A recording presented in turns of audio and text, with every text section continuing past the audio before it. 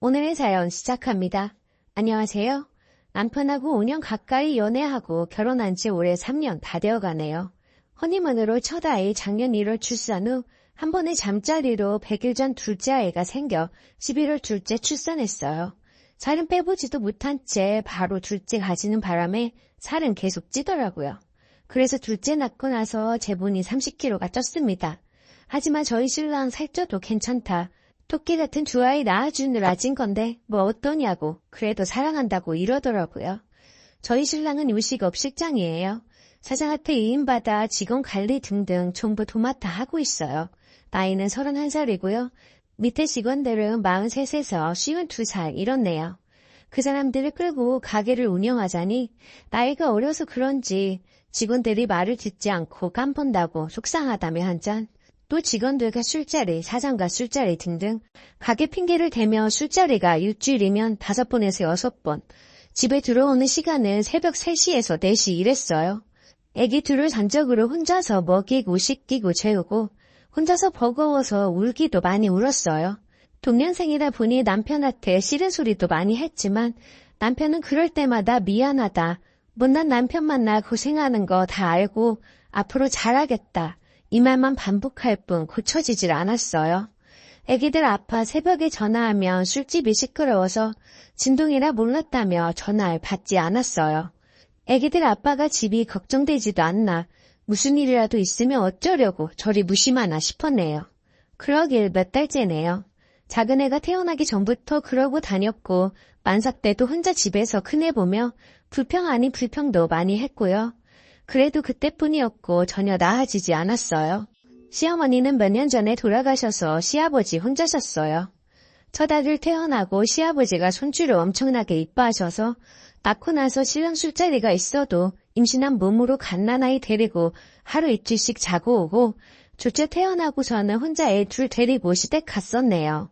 둘째 태어나고 몇 달 후 시아버지께서 갑작스러운 복통으로 응급실을 내원하셨어요. 검사 결과 간암 말기셨어요.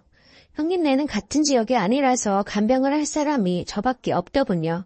저는 갓난쟁이 줄 데리고 병원 출근하였고 병간호 다 하였습니다. 병원 사람들 간호사들이 갓난쟁이 그것도 둘이나 애기 데리고 병원 오는 거 정말 보통 일이 아닌데 대단하다라고 했죠. 그런데 갓난아이가 병원에 매일 오면 애들에게 안 좋을 텐데라고 걱정하기도 했어요. 그래도 저는 내가 하루라도 가지 않으면 시아버지께서 혼자 계셔야 하는데 제 마음이 편치 않았어요. 그래서 매일같이 갔습니다. 말기인지라 병원에선 더 이상 치료할 게 없다 하여 태어났을 때에도 매일같이 시댁에 갔습니다. 가서 밥 해드리고 치우고 그리고 애기 보고 내 몸이 부서져도 아프신 시아버지를 보고 꾹 참고 이게 도리라 생각하며 저희 부모님보다 더 지극정성으로 모셨습니다. 그러던 중 심한 복수와 구토 증상으로 병원에서 다시 입원하여 계시던 중 얼마 못 가 임종하셨어요. 장례를 치르는 동안에도 저는 애들 둘을 친정에 맡기고 모든 굳은 일을 내 부모다 생각하며 다 해냈습니다.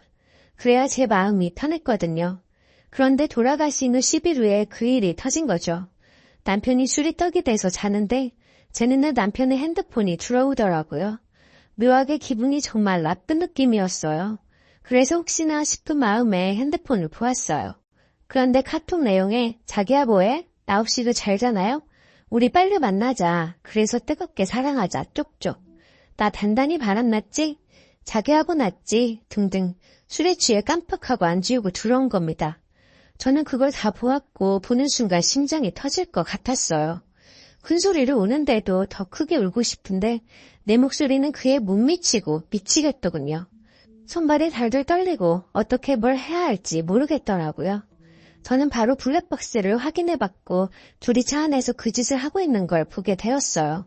증거를 더 모아서 좀 더 있다 터뜨리자고 마음먹었죠.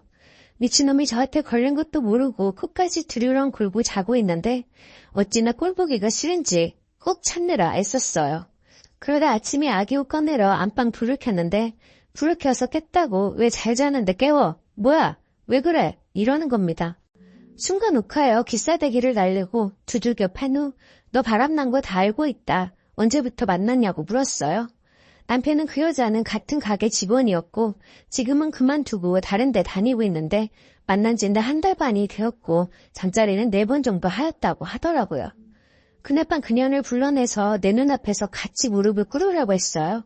그런데 제 앞에 나타난 그녀는 나이 50대는 돼 보이는 엄마뻘인 여자인 거예요. 그 여자를 처음 본 순간 제 자존심이란 자존심은 다 무너져 버리더군요. 내가 얼마나 못났으면 저런 엄마뻘인 여자와 그런 짓거리를 할 수 있나라는 생각이 들더군요. 그 순간에도 그 여자는 자기 나이는 42이라고 말하더라고요. 나중에 알고 보니 나이는 54살이더군요. 저한테 양심도 없이 12살이나 적게 이야기한 거였어요. 아무리 제가 살이 많이 쪄서 여자로서 매력이 없다고 해도 20살 넘게 차이 나는 엄마뻘을 만난다니 어이가 없더군요. 저는 그 여자를 이틀 동안 불러내어 무릎 꿇리고 싸대기 좀 날려주었어요. 그래도 어린아이들 생각하면 참아야지. 그렇다고 남편을 용서하는 건 아니지만 마음 다스리며 참아야지 하였습니다. 남편 역시 개처럼 살겠다고 내 앞에서 평생 죗값 치르며 살겠다고 한 번만 봐주라고 하더군요. 그러던 와중에 남편의 통화 내역을 뽑았고 통화 내역을 확인해보니 그야말로 충격적이었어요. 남편이 저한테 한 변명은 모두 거짓이었어요. 만남은 6개월 전부터였고 집 문 앞을 나서며 출근하면서 5분에서 6분을 매일같이 통화했고 일하는 중간중간 5에서 6통 정도 그리고 밤늦게 또 새벽에도 통화했더군요. 그러니까 술자리에서는 저에게는 진동이라 몰랐다고 할 때에도 술 먹는 중간중간에도 그리고 술을 먹고 집에 들어오기 전에도 집 앞에서 통화를 한 거였어요. 보통 5분, 6분, 길게는 15분, 30분 이렇게 통화를 해댔더라고요. 심지어 집에 있을 때 담배를 피우러 밖에 잠깐 나가서도 또는 집에서도 애들과 제가 봐줄 수 있는데 몰래 서로 문자를 하였더라고요. 남편을 출근한 결과 저에겐 가게 일이 바빠 안 쉰다고 저한테는 출근한다고 이야기하고 평상시와 똑같이 출근해서는 한 번은 둘이 바닷가를 가서 바람 쐬고 모텔에 가고 한 번은 낮에 만나 밥 먹고 모텔 가고 술을 먹고 별의별 짓을 다 해놓고서는 마치 일하다 온 것처럼 들어왔더라고요. 저는 지금 그녀를 상대로 상간녀 소송을 하려 합니다. 그렇지만 그 소송은 길게는 1년 정도 걸리고 그렇게 되면 잊고 싶어도 1년 가까이는 그녀 생각을 해야 하고 그게 싫더라고요. 그래서 난 니년을 한 번 더 봐야겠고 우리 친정엄마 앞에 와서 빌어라 했더니 자기는 이틀 동안 대가를 다 치를 만큼 치렀답니다. 한 번만 더 연락할 시 저를 폭행죄로 형사고발을 하겠다고 하대요. 갈비에 금이가 전치 4주의 진단을 받았고 고통 속에 치료를 받고 있다고 하더군요. 저는 그냥 갈비에 손도 안 댔는데 말입니다. 그러면서 소송을 걸려면 걸으랍니다. 자긴 돈이 없으니 마음대로 하라며 마음 같아선 남편하고 당장이라도 이혼을 하고 싶은데 제가 그렇게 마음이 독하지가 못하나 봐요. 애들 생각에 이혼만을 주저하게 되네요. 연애 보안 8년 동안 이 사람에 대해 많이 알고 있다 자부했는데 이번 일로 한 번도 보지 못한 남편의 이중 성격을 보았네요.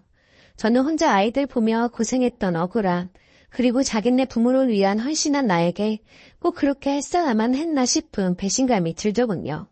난 여태 뭐 했나 싶고 그들이 나를 정말 병신으로 보지 않았으면 그랬을까 싶고 그러네요. 집에 있는 나보다 그 할매년이 얼마나 좋았으면 사랑해, 나도 사랑해라는 소리를 짓거리며 차에서 그 짓거리를 즐겼을까요? 나는 자기 아버지 병간호할 때 그리고 땀 삐질삐질 흘리며 아이들과 씨름할 때 그 둘은 시시덕거리며 쪽쪽 걸었겠죠. 보고 싶다. 오래간만에 즐거웠다. 헤어져서 아쉽다. 앞으로 볼 날 많으니 등등의 둘이 나눈 문자. 그리고 남편 차 블랙박스에서 보고 들은 둘이 차에서 그 짓을 하는 장면과 소리. 혼자서는 감당이 안 되었어요. 그래서 정신과에 심리치료를 받고 있는데 많이 도움이 되지는 않네요. 그런데 제가 상간녀 소송을 할 것 같으니 또라이년이 먼저 저를 폭행상해죄로 형사고발을 했어요.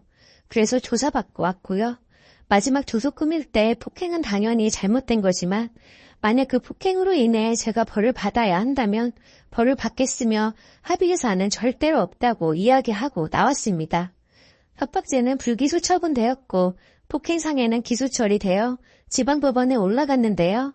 벌금 최소 300에서 500 나올 거라는 주변분들 얘기 듣고 벌금 내고 말지 하고 있었는데 검사분도 사람이지라 폭행 이유와 그런 것들을 보고 정상 참작을 하셔서 그러신 듯 30만 원 벌금 내리셨네요. 이제 2년 차례인데 지금 제가 몸도 마음도 많이 지쳐있고 너무 힘이 들어 자꾸 하루하루 미뤄지네요. 이놈 또한 벌을 주고 싶은데 어떻게 하는 게 현명하게 대처하는 걸까요? 후기 사연입니다. 혹시 기억하실지는 모르겠지만 2년 전에 아이를 둘 낳은 아내를 두고 23살이나 많은 엄마뻘의 여자를 만난다는 사연을 올린 여자예요. 늦었지만 이렇게 후기 사연을 올리게 되었네요. 사연을 올린 것도 잊어먹을 만큼 그동안 많은 일이 있었고 바쁘게 지냈어요. 저는 남편의 바람을 용서해주기로 마음먹었었어요. 그런데 석 달 정도 남편은 그 여자를 안 만나는 것 같더군요. 그래서 그 일이 있기 전으로 모든 게 처음으로 돌아갈 줄 알았어요. 하지만 남편은 제가 더 이상은 자기를 의심하지 않고 믿고 있다라고 생각했는지 그 여자를 다시 만나기 시작하더군요. 그 후에 그것들이 저지른 짓을 생각하면 그동안 제 눈치를 보느라 만나지도 못하니 서로 애틋해서 어떻게 참았나 싶더군요. 저를 속이고 만나는 것 같은데 증거가 없었어요. 남편 휴대폰 내역을 뒤져봐도 문자하거나 통화한 적이 없었어요. 그래서 대놓고 만날 수 있게 친정에 잠깐 있다 오겠다고 했어요. 3일 정도 쉬었다 오겠다고 했죠. 남편은 제가 친정에 간 첫날 그 여자를 집으로 불렀더군요. 그 여자한테 완전히 빠진 거였어요. 집에 가보니 그 여자가 된장찌개를 끓여놓고 둘이서 부부처럼 다정하게 먹고 있더라고요. 저는 식탁을 엎어버리고 남편을 두들겨 주었죠. 폭행으로 고소할까 봐서 그 여자한테는 손도 안 댔어요. 그리고 저는 이혼 소송과 상간녀 소송을 걸었죠. 재산 분할하고 위자료 받고 양육비 매달 받기로 하고 이혼했어요. 당연히 상간녀한테 위자료도 받았어요. 나중에 알게 된 건데 그 여자는 돈이 없어서 남편이 위자료를 대신 내줬더군요. 그리고 둘이 살림을 차리고 살더라고요. 소송 중에 스트레스로 인해 폭식을 하다 보니 살이 10kg나 더 쪘어요. 그러니까 몇 년 새 40kg나 찐 거죠. 그러다 보니 안 아픈 곳이 없더라고요. 소송이 다 끝나고 나서 도저히 안 되겠다는 생각이 들었어요. 이제 아이들하고 셋이서 살아야 하는데 엄마인 제가 정신을 차려야 한다고 생각했죠. 그래서 친정 옆으로 이사를 한 다음 아이들 키우는데 친정 부모님 도움을 받기로 했어요. 그리고 다이어트를 하기 시작했어요. 정말 물만 먹고 죽어라 운동했어요. 한여름에도 땀복을 벗지를 않았어요. 땀띠가 나서 가려워서 밤에 잠을 잘 못 자서 힘들었지만 약 바르면서 죽기 살기로 버텼죠. 그리고 처진 살도 시술받고 여하튼 천육대 몸으로 돌아가려고 무진장 애를 썼네요. 한 1년 고생하니 임신 전 몸으로 돌아가더군요. 저는 샵에 가서 머리도 하고 화장도 했어요. 그리고 제가 할 수 있는 책으로 꾸미고서 전 남편 가게로 찾아갔죠. 전 남편은 저와 마주쳤는데 처음에는 제가 누군지 못 알아보는 거예요. 고개만 가으뚱거리더라고요. 그동안 애들도 만나러 오지도 않았으니 수송 때 마지막으로 본 이후 처음이었죠. 그러다 저를 알아보고 붕어처럼 입만 벙긋벙긋 거리더군요. 저는 자리에 앉아서 음식을 시켜서 먹고 있는데 남편이 부르지도 않았는데 자꾸 저한테 와서 말을 걸더군요. 저는 태연하게 모든 것을 다 잊은 것처럼 남편하고 이야기를 나눴죠. 그때 남편의 얼굴은 저와 연애할 때의 얼굴이었어요. 나에게 잘해주던 그때 그 얼굴이었어요. 그렇게 역겨운 식사를 마치고 나가려는데 전 남편이 카운터까지 따라와서 한다는 소리가 제 전화번호 그대로냐고 물어보더군요. 그런데 때마침 그 여자가 식당으로 온 거예요. 하느님이 보호하사 싶더군요. 둘이 저녁에 오붓한 시간을 보내려고 했나 봐요. 50대 중반 넘어 이제 곧 한갑인데 집단에는 꾸민다고 화장까지 했는데 제 아무리 화장한다고 나이가 가려지나요? 그런데 그 여자도 저를 못 알아보대요. 남편도 한눈에 못 알아보는데 당연하죠. 저하고는 제가 살이 엄청나게 쪘을 때 본 게 다니까요. 그래서 전 남편한테 누구냐고 물어보는 거예요. 그놈은 제가 누구인지 대답을 못하고 주저하길래 어머, 저 모르시겠어요? 안녕하세요. 저 이 사람 정포인인데 오랜만이네요. 그런데 치매 오기에는 아직 이른 거 아닌가요? 영양제 좀 챙겨 먹어야겠네요. 오빠 사이에 많이 늙었네요. 이제 곧 한갑이죠. 완전히 할머니 다 되었네요. 라고 그 여자한테 이야기했죠. 그 여자는 많이 놀란 것처럼 보이더군요. 하긴 그때 니까짓게 해볼 테면 해보라면서 자기가 그렇게 무시하던 뚱뚱한 아줌마가 180도 변해서 나타났으니까요. 그리고 전 남편을 보고 당신 돈 많이 벌어야겠다. 엄마랑 같이 다닌다는 소리 안 들으려면 돈 꽤나 들어가겠어. 나중에 할머니 똥기저귀 가느라 고생하기 싫으면 잘해드려. 전화해? 그럼 나 갈게. 라고 하고 가게를 나왔어요. 돌아보니 둘이서 티격태격 하더군요. 전 남편은 그 여자 보고 가게 왜 왔냐고 하고 그 여자는 오라 해놓고 무슨 소리냐고 도대체 전 부인을 언제부터 만나고 다녔냐고 한바탕 하더군요. 속이 다 후련하더군요. 이제는 전 남편이 저를 버리고 나이 먹은 그 여자를 만난 걸 후회하고 있겠죠. 그 후로 전 남편은 애들을 핑계로 몇 번 전화하더라고요. 애들을 만나고 싶으면 만나라고. 하지만 나는 당신 볼 생각 없으니까 그리 알아 라고 했죠. 그랬더니 그 후로는 연락이 없네요. 나중에 무슨 벌을 받으려고 전 남편은 지 자식인데 관심도 없고 궁금하지도 않나 봐요. 여자에 미친 사람이라 그런가 봐요. 애들을 생각해도 그런 사람하고 진작에 이혼하길 잘했네요. 저는 그런 짐승 같은 전 남편과의 과거를 다 잊으려고요. 그리고 두 아이들하고 행복한 미래를 꿈꾸며 잘 살게요. 긴 이야기 들어주셔서 감사해요. 오늘도 제 채널을 방문해 주셔서 감사합니다. 더 나은, 더 기막힌 사연으로 찾아뵙겠습니다. 구독 잊지 마시고 알림 설정 해두시면 다음 영상을 빠르게 보실 수 있습니다.